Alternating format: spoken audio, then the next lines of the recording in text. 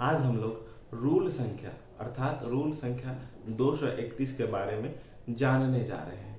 परंतु उससे पहले आपके समक्ष ये प्रश्न है जिसमें 4 वाक्य बोर्ड पर दिए हुए हैं और आपको ये बताना है कि इन 4 वाक्यों में सही वाक्य कौन सा है।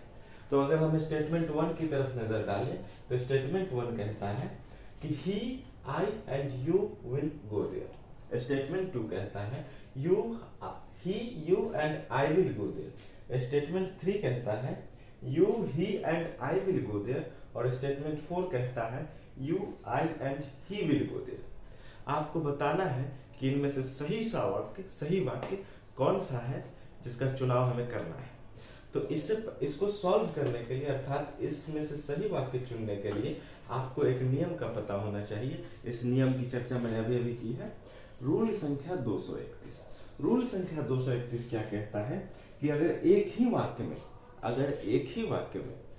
तीनों पर्सन यानी कि फर्स्ट पर्सन, सेकेंड पर्सन और थर्ड पर्सन का उपयोग कर्ता के तौर पे अर्थात सब्जेक्ट के तौर पे हो, तो सबसे पहले आप जो अरेंजमेंट बनाएंगे, आप जो वाक्य लिखेंगे, तो उसमें अरेंजमेंट जो होगा वो 2, 3, 1 के ऑर्डर में होगा। किसके ऑर्डर में?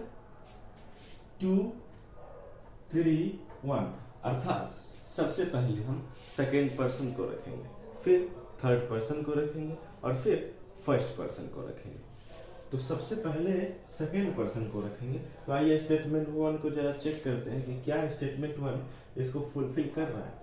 तो यहाँ पे देखें ही, सबसे पहला वाक्य है he I and you will go there. तो जो सबसे पहला सब्जेक्ट है वो थर्ड पर्सन का है, लेकिन यहाँ तो सबसे पहला जो होना चाहिए वो सेकेंड पर्सन का होना चाहिए। इसका सीधा अर्थ ये है, ये 2, 1, 3, 1, 2 को फॉलो कर रहा है, 2, 3, 1 को फॉलो नहीं कर रहा है, इसलिए ये तो बिल्कुल नहीं होगा।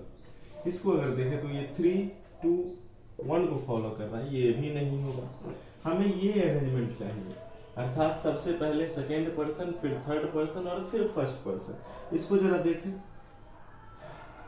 देखें तो 2, 1, 3, 2 तक तो ये सही रहा, पर 1, 3 के अरेंजमेंट में यह गड़बड़ हो गया। ठीक उसी तरह से अगर हम इसको देखें तो ये 2 बनता है, ही जो है वो थर्ड पर्सन है और आई जो है वो फर्स्ट पर्सन है। तो अगर आप गौर से देखें तो यह रूल नंबर 231 को पूरी तरह से फॉलो कर रहा है, अवॉइड कर रहा है।